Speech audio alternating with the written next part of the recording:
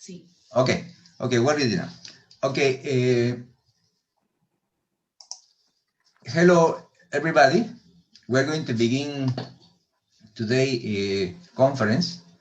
Today we're pleased to present Professor Masuda Masayuki. He's the Senior Fellow of the National Institute for Defense Studies, an institute attached to the Ministry of Defense of Japan. He's an expert in this area, and just allow me to read a short curriculum of professor. His area of expertise is Chinese foreign policy and security. He's also international. He see also international relations in the Asia Pacific region, and he has a long career spanning nearly 20 years. I will just read some positions that he have held before. In the year 2000, he was fellow in the Institute for the Study of Democracy. In the year 2001, during 1 year or two, he was a visiting fellow in the School of Foreign Language at Shanghai University. Also, he was senior visiting fellow in a research institute in Keio University. He was in the year 2004 and 2010. He spent, 6 years in China. He was a special fellow, non-resident, and he was non-resident at Institute of International Studies, Ocean University of China. Also, he has been in the year 2005 visiting fellow in Japan Forum of International Relations. In the year 2000, from the year 2010, he's a senior fellow in the Regional Studies Department of the National Institute of Defense Studies. He has been visiting fellow also in other places. In the year 2015, he was a visiting scholar in the East-West Center in the United States. In the year 2050, visiting academic in the Daniel Ki Anoyui and the Asia Pacific Center for Security Studies. And he also, in the year 2008-2019, he was the Foreign Affairs Coordinator, the Planning and Administrative Department of the National Institute of Defense Studies. As you know, China-Japan relationship is one of the most important, obviously the most important in the Asian region, a very important region in the world. As we all know, Asia completes more than 60% of the world population, especially East Asian, is the region that is growing the most in the last 30, 40 years. In fact, China is the engine of the world economy. China is the second biggest economy in the world. Japan is the third one. And these two countries have a very long relationship. I'm sure Professor Masuda will talk about that. So we're going to begin now. Professor Masuda will give a talk, and then after he finishes, I will make some comments, and then we will open the floor to the question and answer. I remember you that this is recorded. We're going to also pass it in Facebook, and this is another event organized by the Center of Asian Studies of San Marcos National University. Thanks, Professor, for accepting our invitation, and the floor is yours. Carlos, thanks. Thanks for very much for having me to your conference. It is very much my honor to have a talk on Japan-China relations. Just briefly introduce myself. Currently, I'm working on that, of course, China studies at my institute. About 10 years back, my institute has started to produce a new report on China. There is a China security report that reflected our increasing concern and interest in our relationship with China and the Chinese mutually. Currently, I give them much more focusing on China's external behavior in the international society. My research focuses that how China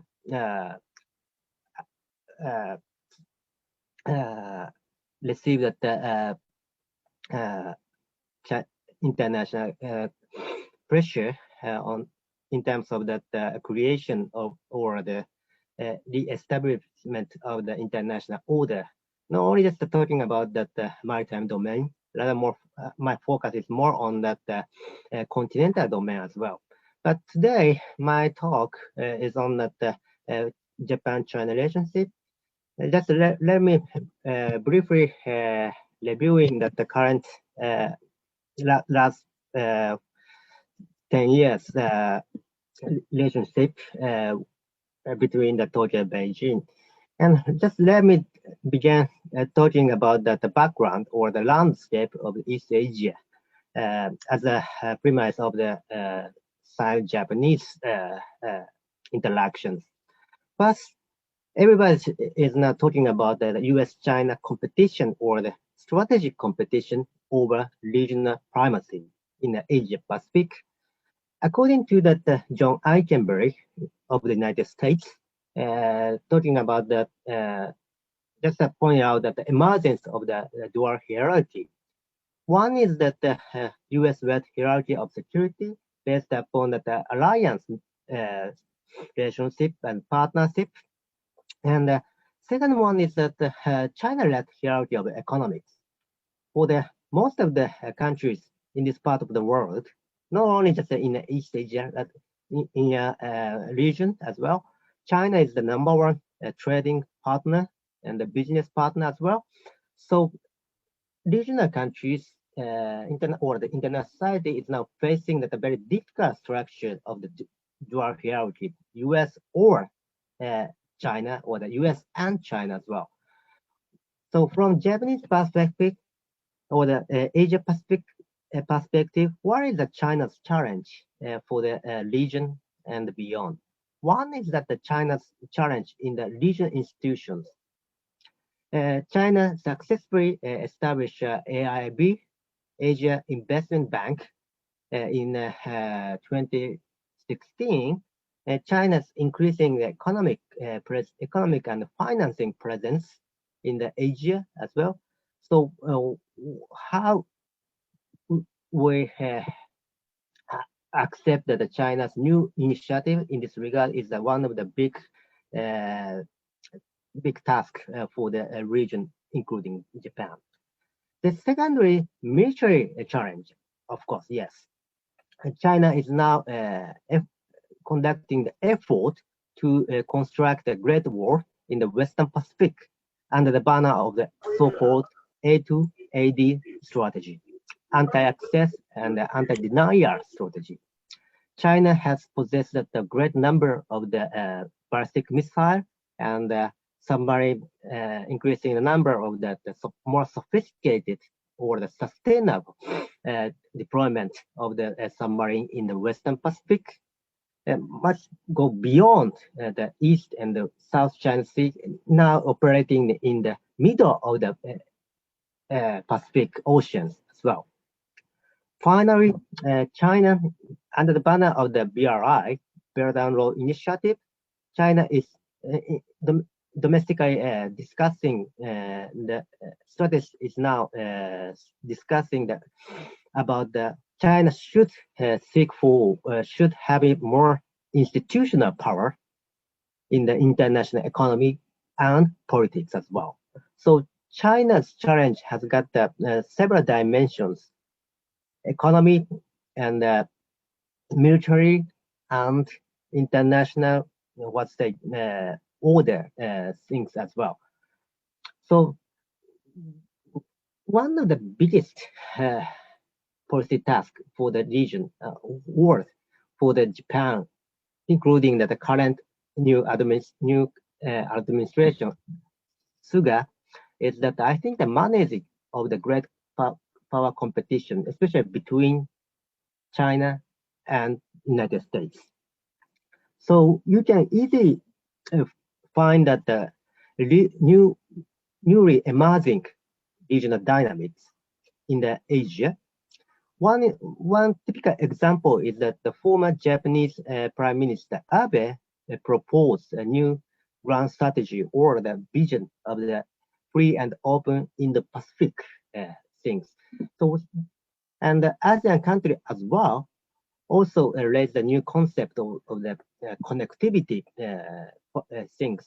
So I think that every partner in this region, in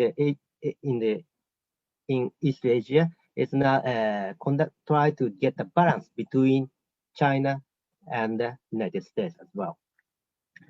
But today, I just want to talk more about that China's newly emerging or the new has emerged international behavior.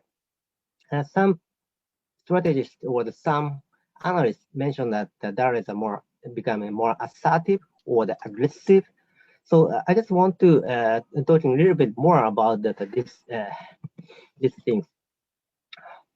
And when we assess that China's external behavior, I think there is several pillars or the dimensions. I think that in terms of the norms and the standards of the external behavior, especially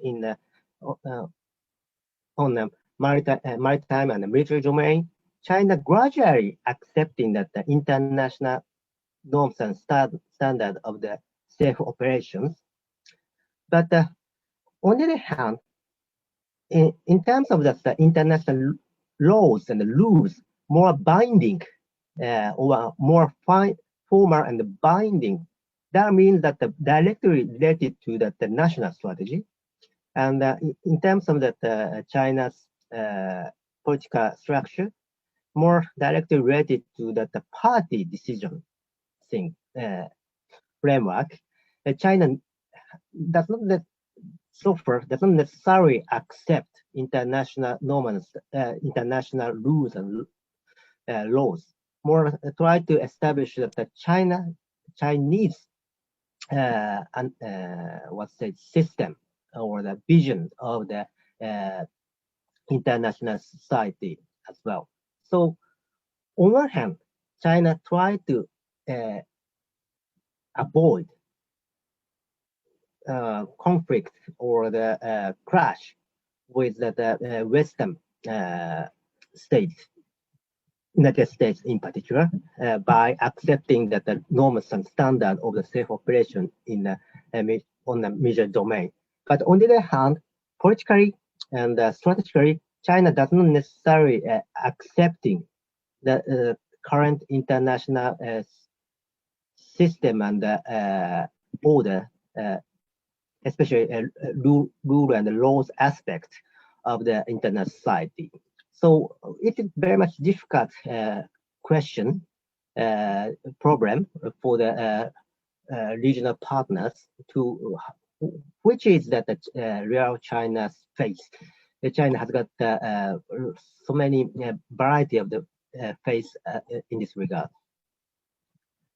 As I said, China is now introducing the new external behavior or the international behavior. Left side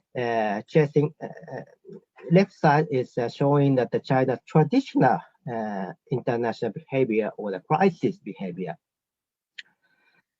The more important thing is that in a traditional China's traditional international behavior, the crisis behavior, what is that the core task of the party or the country?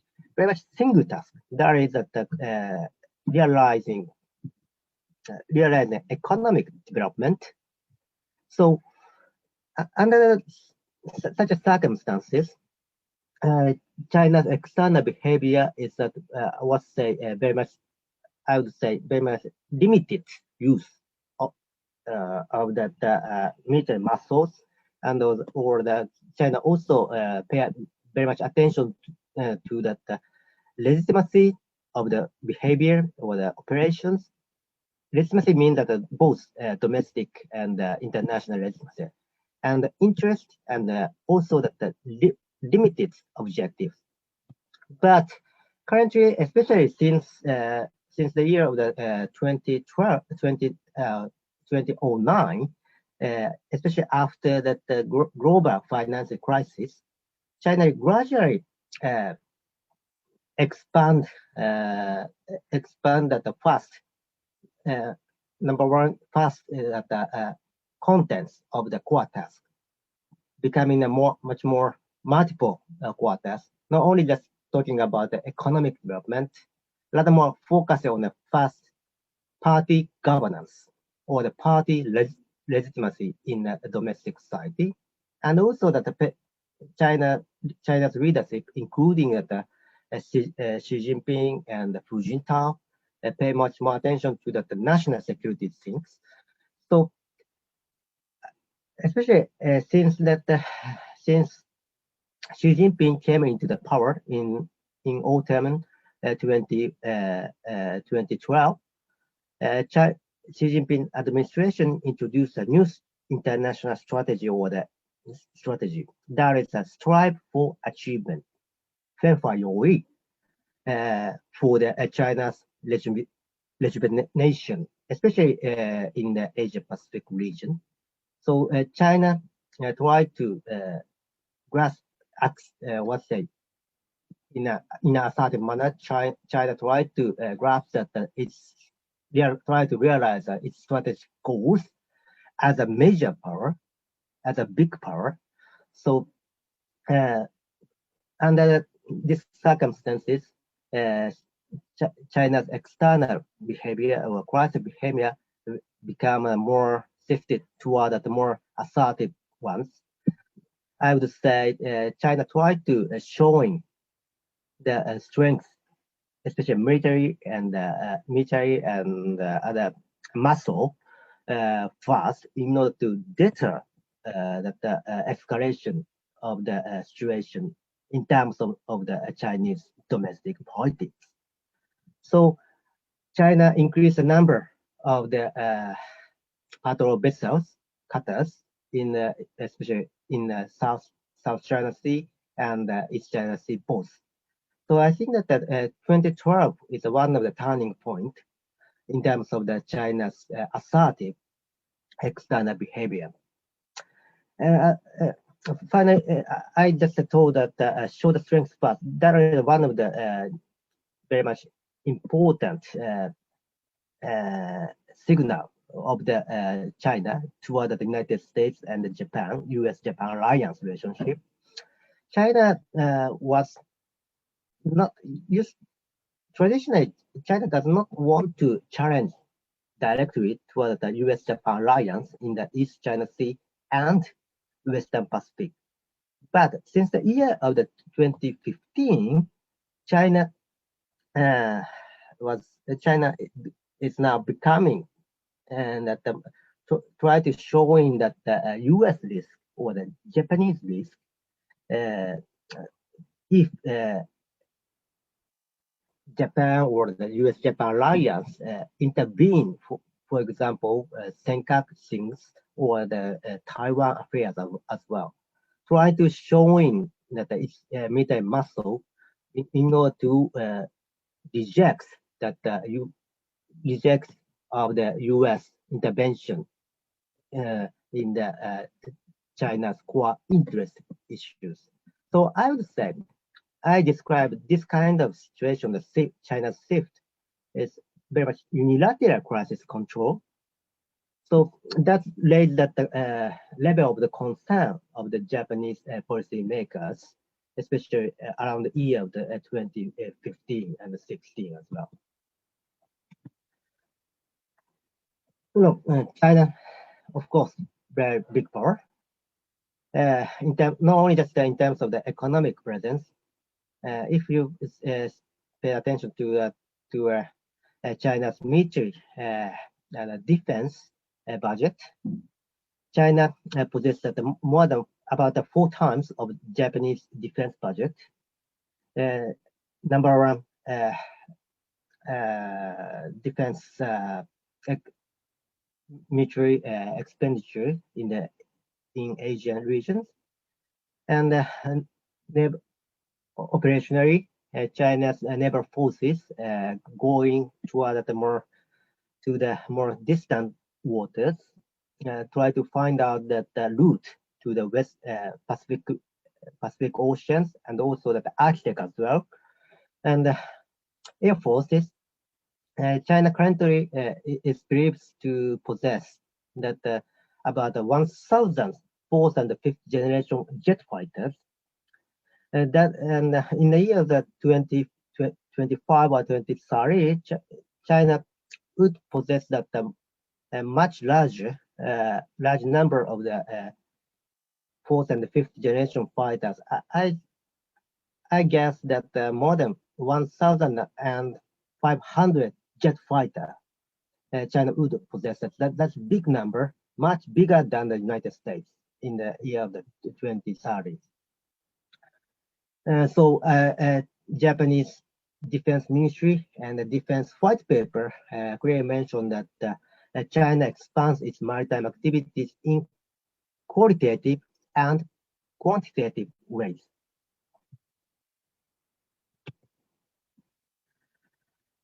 This map shows that China's major route to the Pacific Oceans. Traditionally China tried to move into the Western Pacific through the route of the number 2 or 3 or 4. But recently, China's maritime and naval operations show that China tried to find a new route to the Western Pacific Oceans. There is a route number 1. Northern and the southern part of the Hokkaido. If China successfully find this kind of route to the oceans, Chinese naval force can directly move into the Pacific beyond the second island chain. That directly can directly give the physical pressure to the United States. So, and also that the country in the South China Sea, China increased the number of the operation of the submarines. So I think that China is now successfully creating the I said A2AD structure in the Western Pacific as well.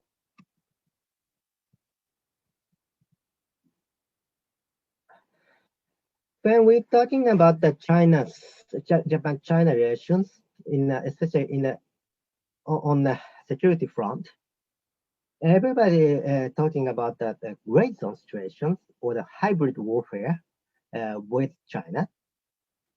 I think that, as I said in before previous slide, China is now is not reluctant to showing the military muscle to deter the escalation in China in terms of the China sense. China takes a new approach. There is a new linkage of the 2 or 3 seas. What is the linkage of the 2 seas? 2 means that the South and the East China Sea. If Japan expanded the diplomatic or the military operation in the South China Sea, China would increase the number of the military and as military or the Coast Guard operation in East China Sea, especially surrounding the Senkaku Islands. So, in a Japanese security policy, I'm sorry. From Chinese perspective, Japan's security policy is now try to establish a new fortress in the East China Sea, and also in both South China Sea. Japan is trying to increase the presence, influence to ease China's pressure on the East China Sea. So China sharply increased the number of the patrol vessels in East China Sea, especially, of course, since 2012, as a result of the Japanese government's decision to so-called nationalize the Iran, but keep the level of keep a very high level of the presence surrounding the East Senkaku Islands. China constantly increased that fiscal pressure to the Japanese Coast Guard and Japanese self-defense force as well. And for example, military at the end of the 2015 and next year 2012, PRA Navy vessels very much close to the Senkaku Islands. It was very much first time for the Chinese in terms of the Chinese operations surrounding the Senkaku Islands. Since then, China achieved the level of the operations surrounding the Senkaku Islands, and also that China conducted very much intensified activities since 2017 as well. And this is a military operation by China, and also in terms of the Coast Guard operation by China, since December 2015, China introduced the more combative cutters, ships, very much big scale, large scale of the Coast Guard vessels was introduced to the operation in the East China Sea. And I think China is now trying to creating a new status in this regard to the Senkaku, in order to realize that China's claims in the East China Sea and Senkaku in particular. This shows that the record of the China's government vessels and the cutters into the Japanese territorial waters. Very much great number. Red bar show that the number of the Chinese vessels identified within Japanese territorial waters. Constant entry in the Japanese territorial waters, and blue one shows that the Chinese number of the vessels identified with continuous waters zone, very much constant number of the Chinese cutters and vessels stationing in the continuous zone waters surrounding Senkaku Islands. In average per year, more than 1,000 Chinese cutters and vessels staying in Japanese continuous waters. So last few years, especially under the Abe administration, what is that under this kind of circumstance or structure, economically, China is now becoming the essential trading and business partner, even for Japan. But on the other hand, as stress, China is now posing the great security challenge to the Japan.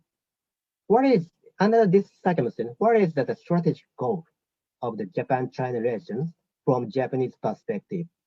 That is that the manage of the bilateral relationship. Traditionally, both sides, Tokyo and Beijing, especially in the 1980s or the early 1990s, everybody stressed that the friendship or the harmonious partnership between the two powers. But currently, especially in Tokyo, in Japan, nobody talking about that friendship. What is the strategic goal? That is the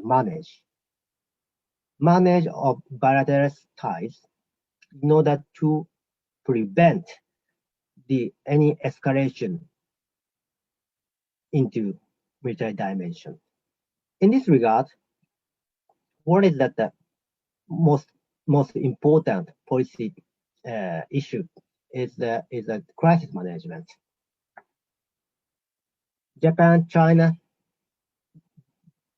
Japanese and Chinese defense authority come to a consensus to establish a maritime and aerial communication mechanism in 2018 that consists of the three pillars.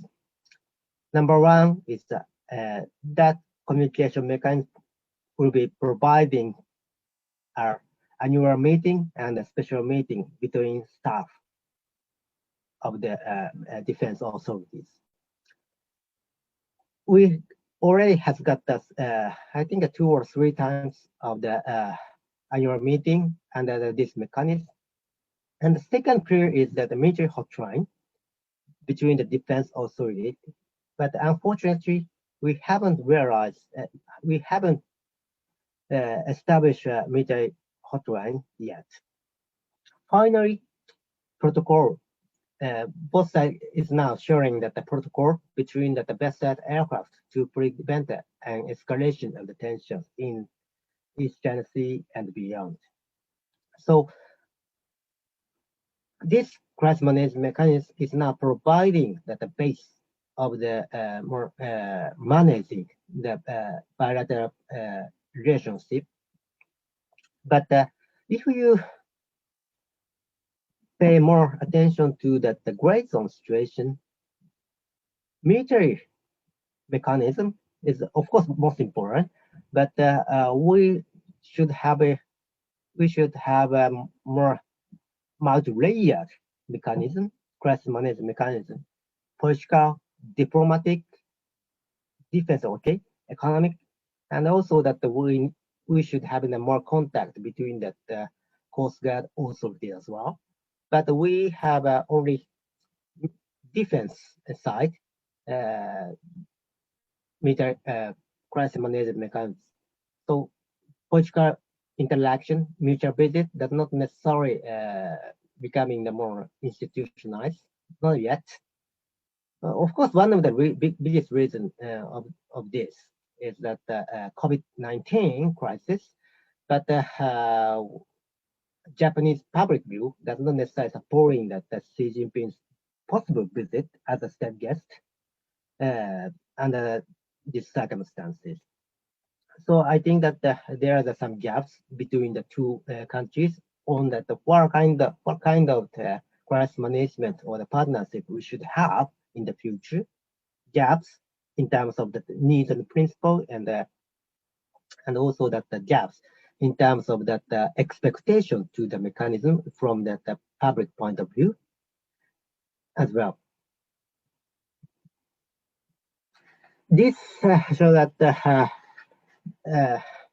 Japan-China Public Opinion Survey conducted in 29 last year, and this very much impression of the country, other country. I mean that the Japan, China. Japanese red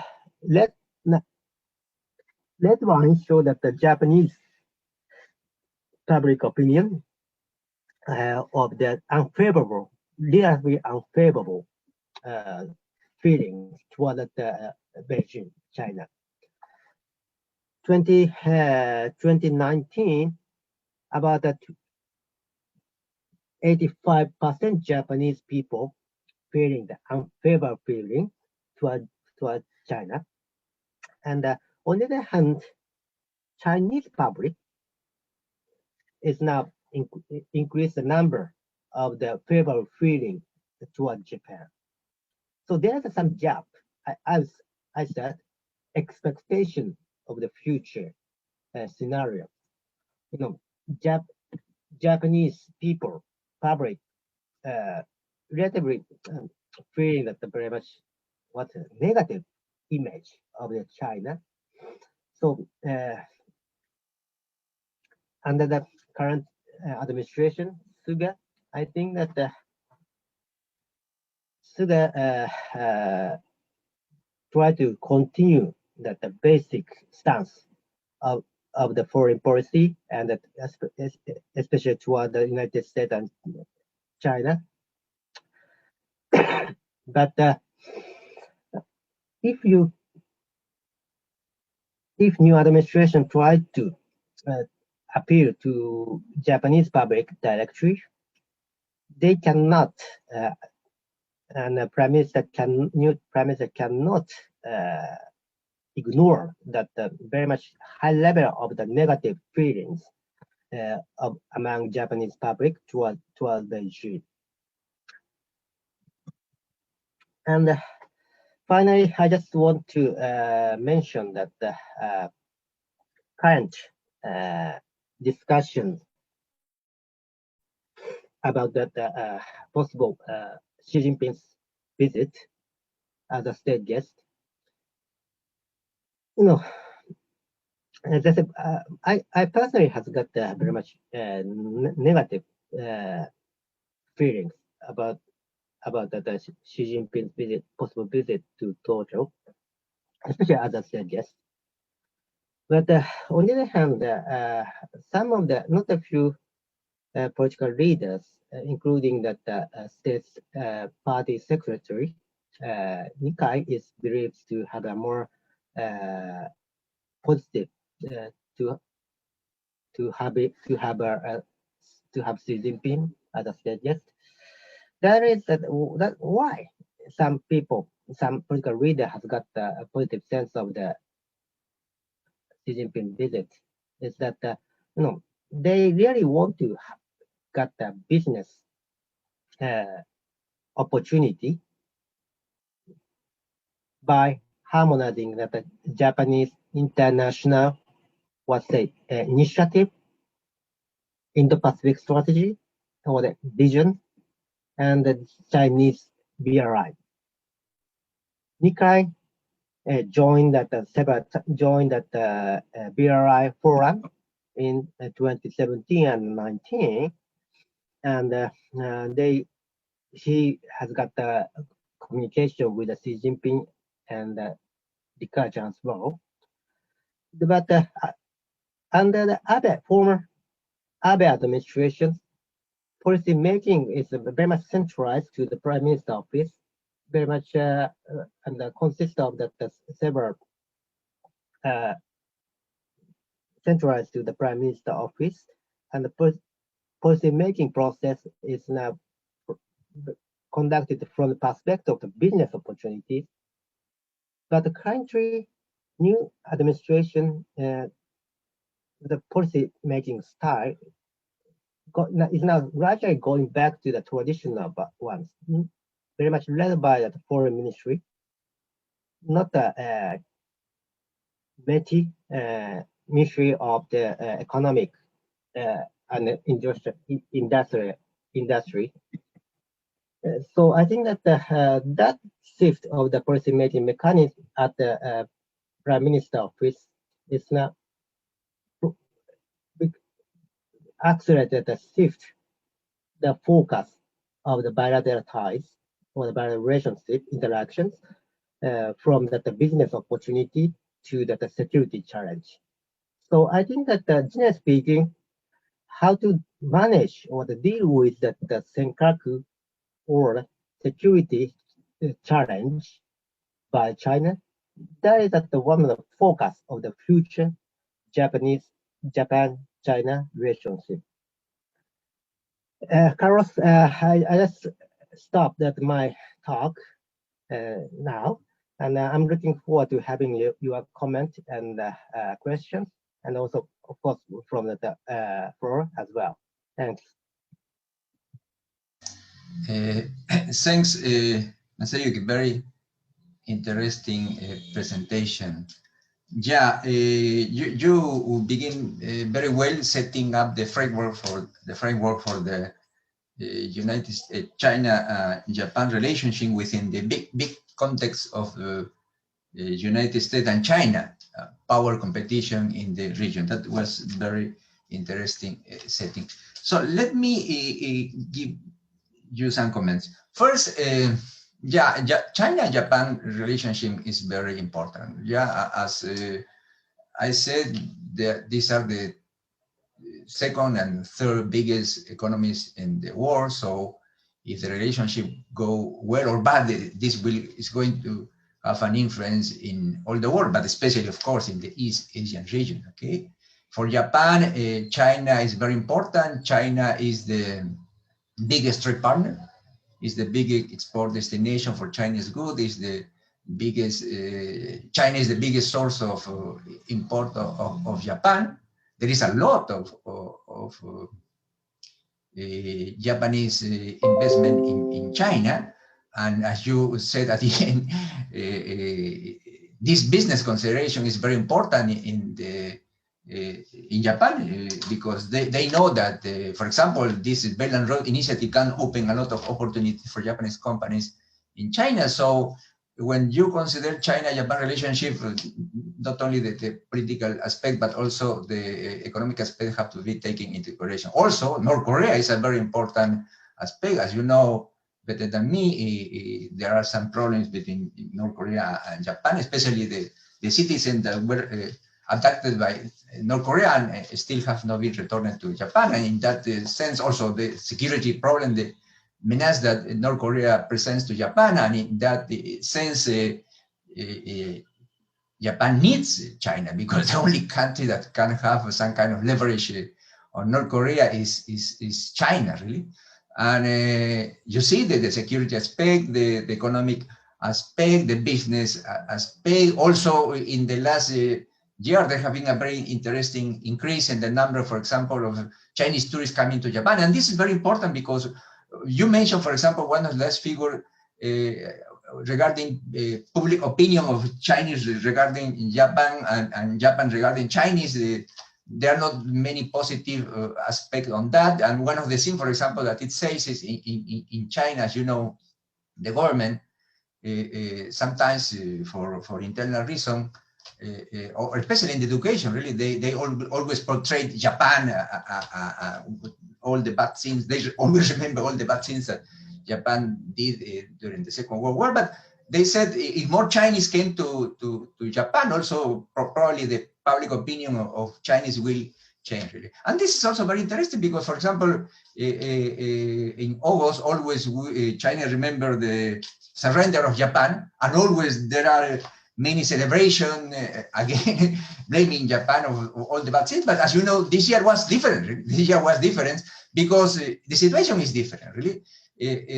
China now is embroiled in a very big conflict with the United States, and they don't want to make enemy of Japan also. So they need, in a sense, Japan. They don't want to open two fronts. Just China is very conflicting mode with United States, and also United States is looking for the economic decoupling of China, and also, of course, China will be in a big trouble if also Japan want this big economic decoupling. Even if Japanese government is going to give some incentive money for Japanese company to go back from China to Japan, but still it is not pursuing that economic decoupling as strong as United States did. So this economic aspect is very, very important. Okay. Another aspect is the more general picture that you said, the China-United States conflict during the Second World War, and up to just some years ago, United States was the warrantor of the stability that have been in the Asia Pacific, and that have been the scenario that have allowed economic development in many, many countries, really. Even China have benefited of this Pax Americana in the East Asia, but this situation is changing. As you said, China is more assertive now.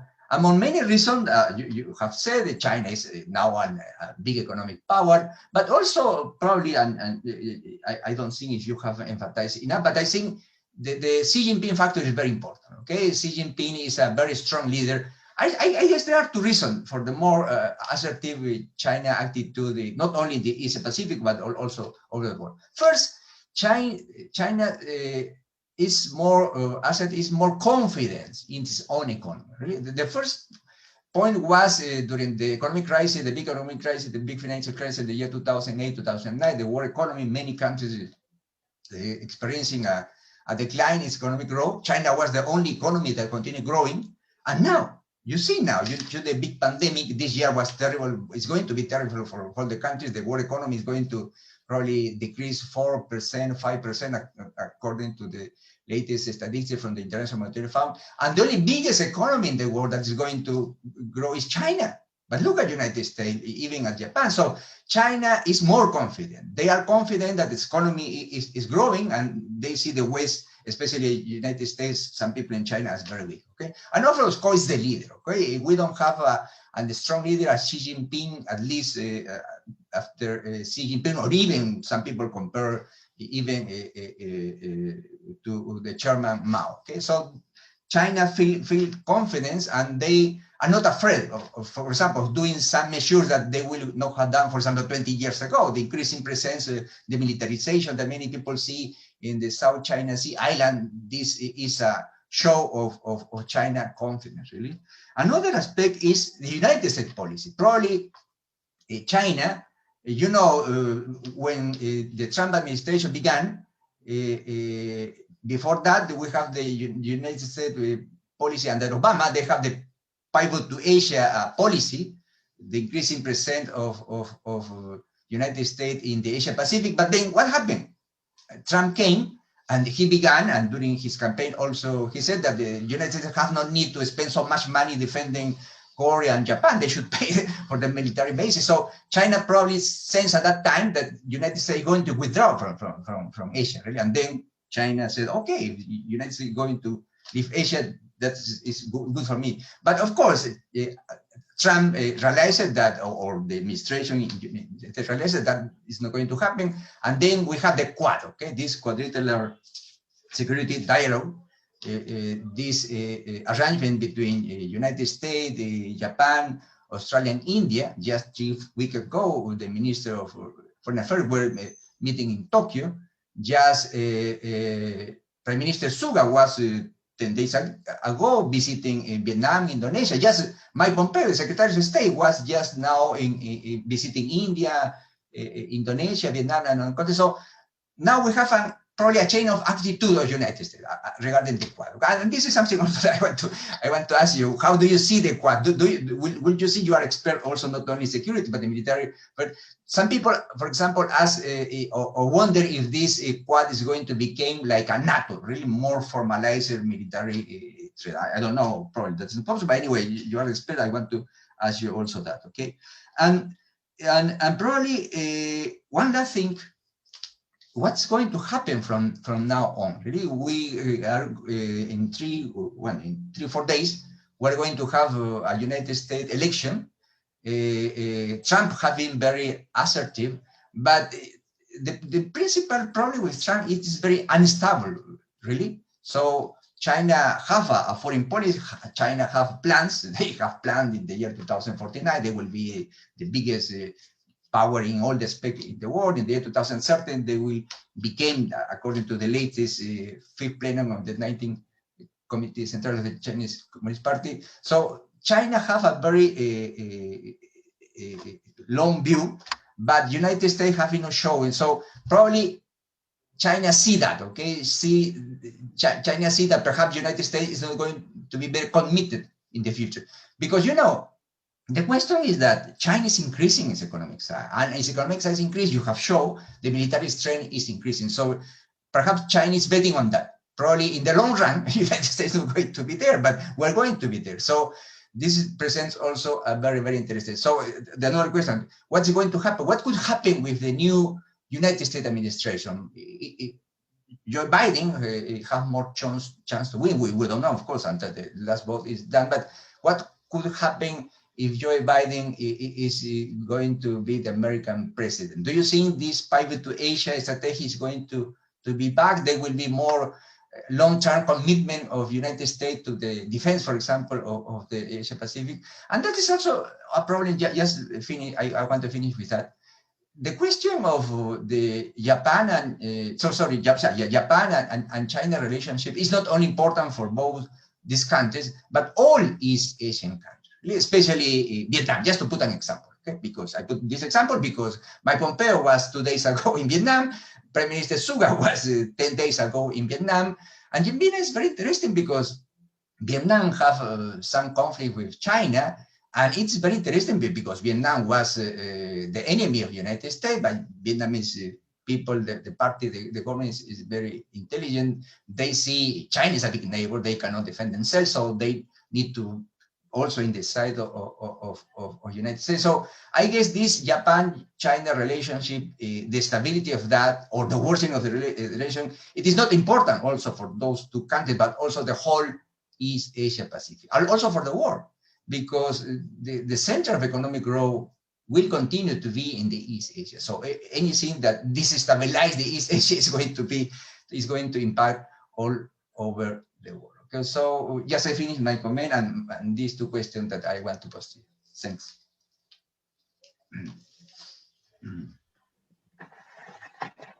Carlos, thanks to your comment and questions. Very much, lot of questions and comments.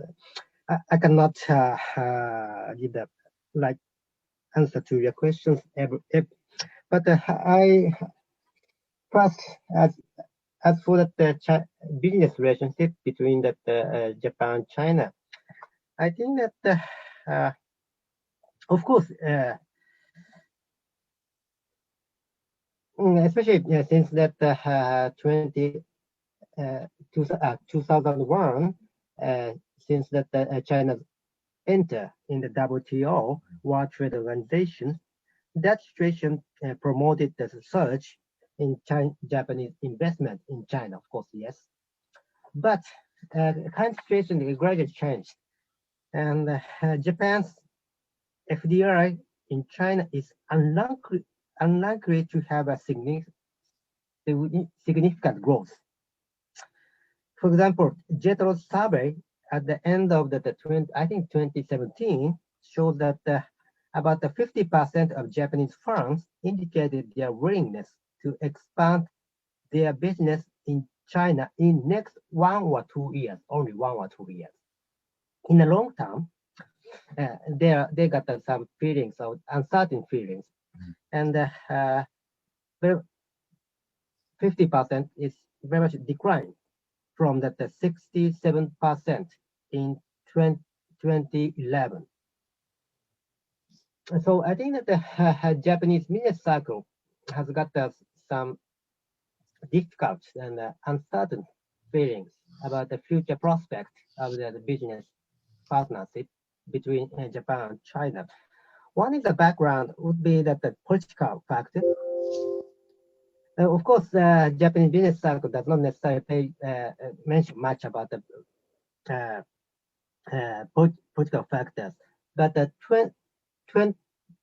the year 2010, the first Senkaku crisis occurred. At the time, Chinese government stopped the export of the rare earth to Japan. You remember that, and that wake up effect among the Japanese business circle about on China risk, political risk of the business relationship. So Japanese business circle introduced so-called China plus one strategy, increasing the investment, for example, in the Vietnam, rather China, and also the Myanmar and India as well. So I think that even among that the business circle, China has got in their mind, China has got some very much uncertainty. So increase the number of the negative view toward the Japanese investment in mainland China. Second, you talked about that Xi Jinping's confidence in foreign affairs or that economic presence and expansion. But on the other hand, China has got a great international initiative, BRI. But on the other hand, China also currently facing that very much difficult international reputation problem. One example is that no, not a few. I'm sorry. Something happened to my computer.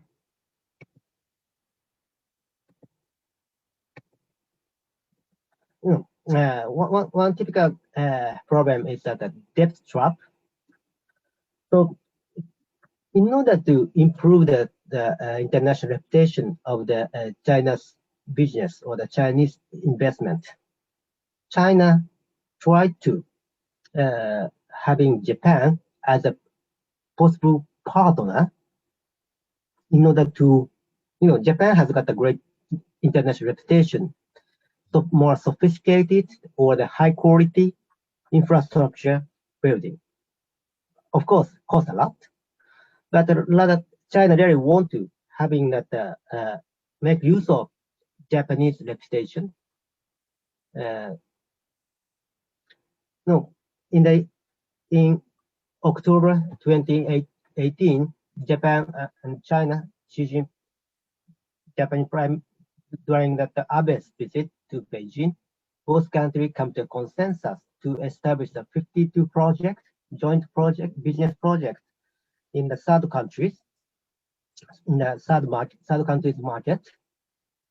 Of course, Japanese side also try to make use of the business opportunity with China to expand that our business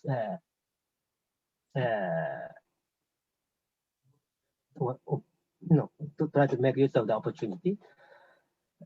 But from Chinese perspective, that kind of possible collaboration between Japan and China is a very much great effect, positive effect to increase the Chinese reputation. So I think that the Chinese confidence is still very much fragile.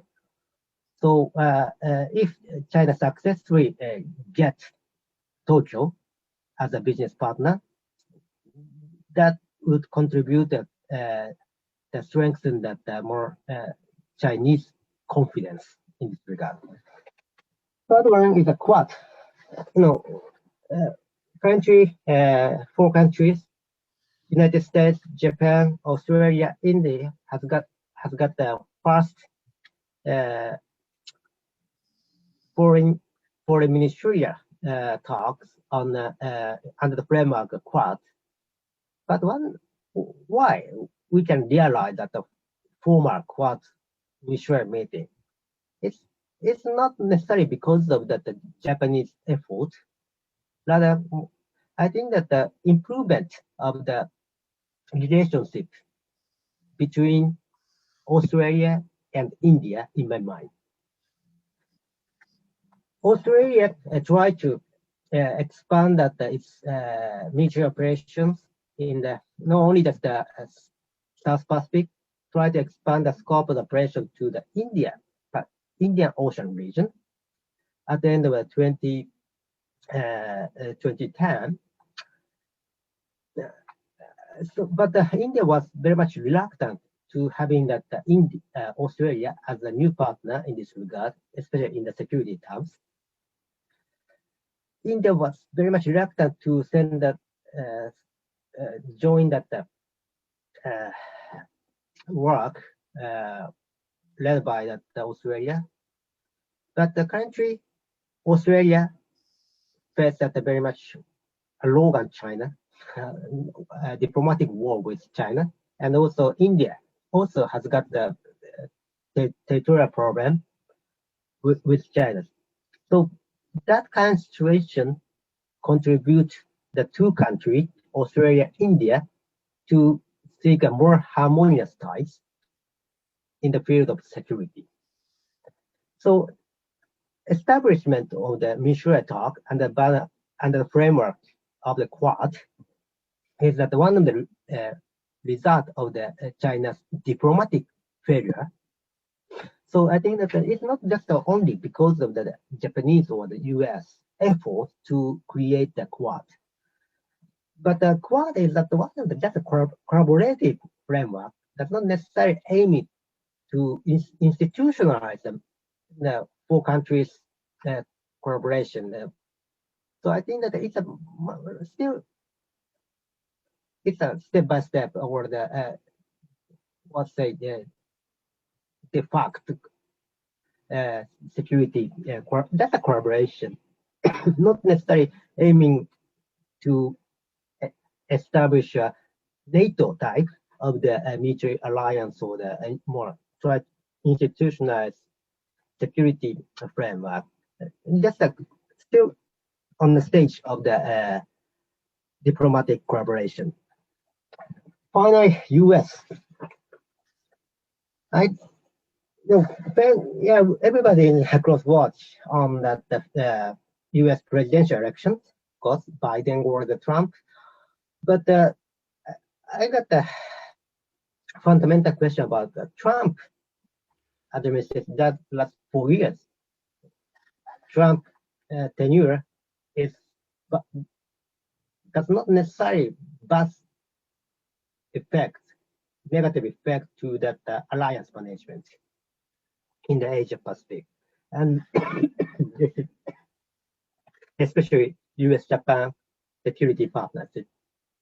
We continue to strengthen or upgrade the security and the alliance cooperation between two powers. Very much in our Tokyo and Washington security ties very much institutionalized. Any even Trump could not change the very strong foundation of the alliance partnership or the alliance pact as well. So, of course, one of the biggest reasons that both countries can enjoy the strength of the alliance partnership is that one of the biggest reasons that Secretary Mattis, he really understands that the importance of the alliance partnership in the Asia Pacific and beyond. But so among the security practitioners in Tokyo, they does not necessarily claim, say bad things about the Trump's 4 years operations in the alliance in terms of the alliance management. So I think even Biden will be much better for the other countries to in terms of that expectations of the future. But Trump, from a Japanese perspective, especially a security practitioner perspective, that administration does not necessarily bad administration in terms of that keeping and upgrading the security cooperation. That is my comment. Thanks. Thanks, Masayuki. Yeah, very interesting. Yes, also something that perhaps made some people think that Trump was not very commitment to the East Asia was the fact that, as you know, one of the first things that he did when assuming the president was to withdraw the United States from the Trans-Pacific Partnership, really. So it is supposed that the competition is economic, but if the United States withdraw from East Asia economic terms, this is going to be filled by China. As China grow bigger in economic terms, it can also set the terms in other situations. But happily, luckily, Japan, assuming that really Japan took ahead the TPP. So that was very, very interesting. Yeah, I have a question from the public. It is a question, perhaps you are not well aware of that, but for example, he asked about how our relationship with Peru vis-a-vis China and Japan. Perhaps you're not expert on that, but anyway, let me add another question. For example, some people said China have the BRI initiative, okay? So this is a very big initiative. Some people said United States or Japan should compete with that. But it is very difficult. China is a big country, but I have read that United States, the Quad, especially the Quad countries, United States, Japan, Australia, is joining hands to try, for example, to fund some projects. They don't say directly, they're going to compete with the BRI. But anyway, I think this is an effort by these countries to do something, because China initiative, probably you agree with me, is very interesting, really. The thing that countries need is infrastructure, physical infrastructure. So China was very intelligent to direct this effort to that. So what do you see, for example, in regard economic competition? You see China increasing its economic presence in Asia, not all over the world, also in Peru, Latin America. How do you see, in this sense, what's doing Japan, or in that matter, Japan with the United States or some of the bad countries?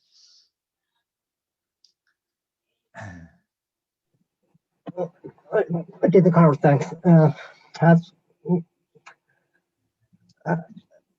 I think that when we're talking about that, how much and whether or not we can compete with or against China, and how much, we should pay much more attention to that regional environment, or the third countries'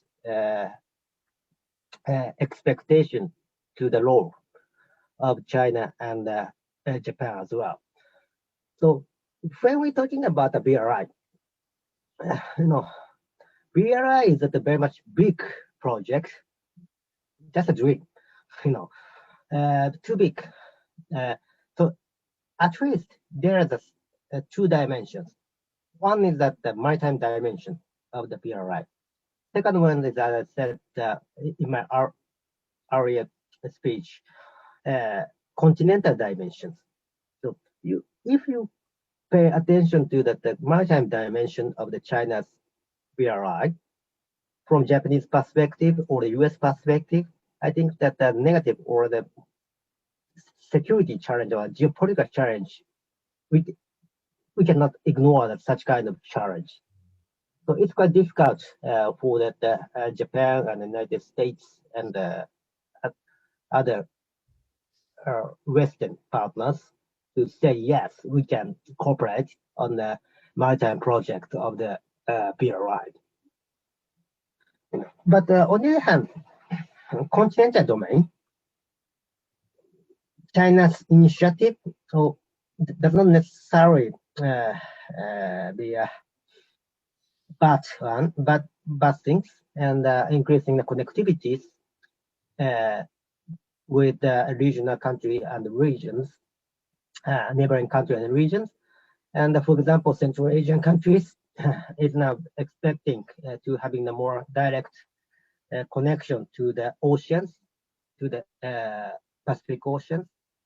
Not only just talking about the connectivity between the Central Asia and China. Beyond that, Central Asian countries expect to have enjoy the more business opportunities with Southeast Asia and Japan. Beyond that, so that kind of connectivity, continental connectivities, is also providing us to expand the export markets. So I think that we can have much room for maneuver corporations on the continental and land-based BRI things. So under the banner, under the framework that Japan, Central Asia Japan framework, cooperation framework, we established such kind of C5+1 framework. We already showing that our agenda, or the cooperative agenda, to providing the more sophisticated, high quality infrastructure building. That kind of collaboration, Japanese collaboration, would be harmonized with Chinese initiative in that region. So business of collaboration, on the especially maritime domain, we should keep that more keeping it a more realistic approach toward the maritime domain things. But on the other hand, we should keep a collaborative and a cooperative attitude especially toward the continental connectivity projects. I think that we should keep a balance between the competition and cooperation.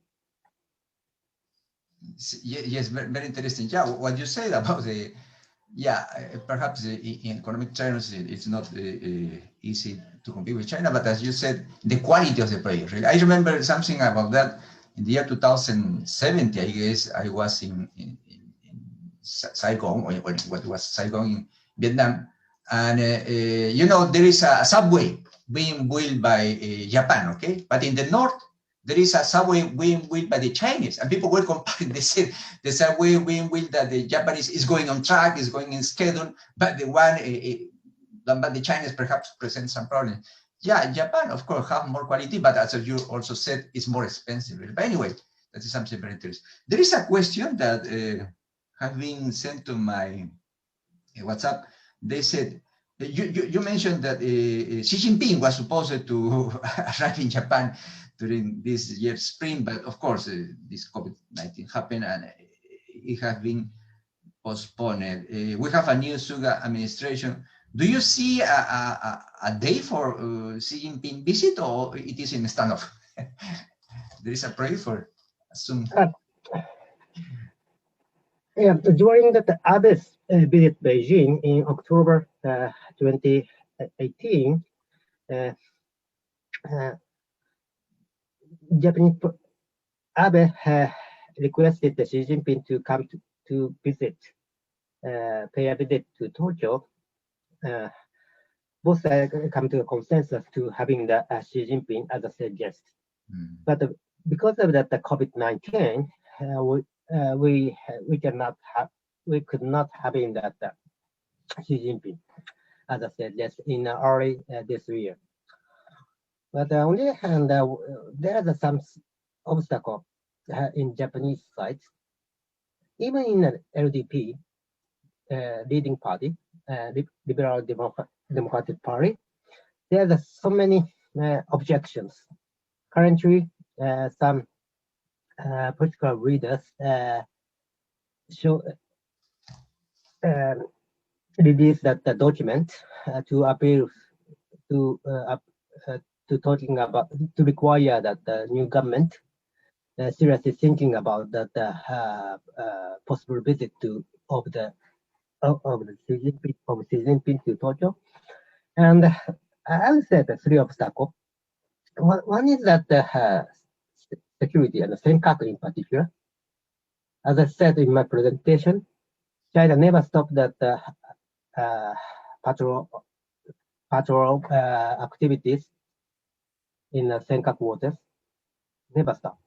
And also in the East China Sea, against that our consensus between two countries consensus, China continued to conduct unilateral development of natural resources in the East China Sea. That is very much against of our two countries agreement in 2008. Finally, last year, one Japanese professor arrested in mainland China, and success. We are very much lucky having him back to Japan. But anyway, we so many, not a few Japanese people still remain in Chinese jail or the Chinese also in the hand of the Chinese authorities. So there's three obstacles according to that LDP leader, some young LDP leaders. On one hand, we can appeal that our collaboration, business collaboration, or the COVID-19 collaborations, but on the other hand, that kind of collaborative mood does not necessarily contribute to that ease the tension or that change the structure of the Chinese unilateral challenge to the status quo and beyond. So I think that it is very much difficult mood among the not only Japanese public, but also that not a few party leaders. So country Prime Minister Abe does not necessarily say, yes, we we're going to have the Xi Jinping, that we should, according to the new prime minister, we should focus on that just resolving that the current problem, COVID-19, or get the balance between the economic revival and controlling the coronavirus. So still very much difficult situation. I don't think it's an easy thing to create an atmosphere, especially in the Japanese side. That's right. Yeah. And Suga administration is going to be short term because in 1 year more there will be election in Japan. So well, Professor, we don't have more questions. It has been very interesting theme. I think perhaps we can have again you in some months later. Let's see how it's going to develop the United States election and how it's going to change. One of the interesting things is Asia. I went to study in Japan in Kobe University in 1985. I have been visiting the region that time. It's a pity this year because of this situation I cannot travel. But yeah, East Asia, as you know, changes very fast, very interesting. And yeah, we should pay attention. Yeah, let me tell Professor, last year, for example, 47% of all our exports of goods went to Asia. To China went 29.5%. Japan used to be a very big partner 30 years ago. But as you know, many Japanese companies go to China and we buy Japanese goods, but not directly from Japan, but from China or even from India. We have Suzuki's cars, but these are not made in India, really. So anyway, Japan, China, Korea, India is going to have a very big impact all over the world, and it's very important to be aware of what's going to happen there, and having the expertise of people like you is very important for us. I don't know if you want to say something, Professor, before finishing. Thank you so much. Carlos, thanks for providing this great opportunity to have a discussion with you and with the colleagues on the Asia things. A little bit surprised to that you have the Asia Research Institute in Peru, Lima, but currently I'm also working on that China's expansion of the global footprint, not only toward the European continent or Africa. I personally have got some research on that China's expansion of the footprint in Latin America. For example, as you mentioned, business things, and also that security also, China also providing the security equipment to the your regions, and also that some interaction through the international financing organization as well. So I really want to have keeping this opportunity and a tie between us to extend view to increase our understanding on not only just on China but also at Asia and Latin America and the more global things as well. Thank you very much for. Sure, very interesting what you said. We have a Center of Asian Study. It was just formed 2 years ago, but me and other of us have been doing research some years ago, and most of the research that we have studied in China. I have not studied in China. I have traveled many times to China, but for example, I don't speak Chinese, for example. Some of our researchers have been in China. Some of them, 2 of them, speak China. So yeah, I guess we could collaborate together, really, to do joint research in field of study that interests all of us. Thanks again. This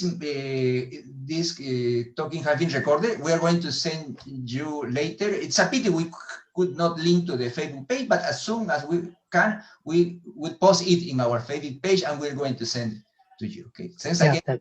Thanks very much. You're very kind. Well, before finishing, just let me tell everybody, thanks for your participation, and I'm going to invite you on November 6th, we're going to have the central ceremony for the second anniversary of our research center, and the ambassador of Japan, Katayama Kazuyuki, the ambassador of Japan in Peru, is going to give a talk in our conference commemorating our second anniversary. I will send you the link because he's going to talk in English, okay?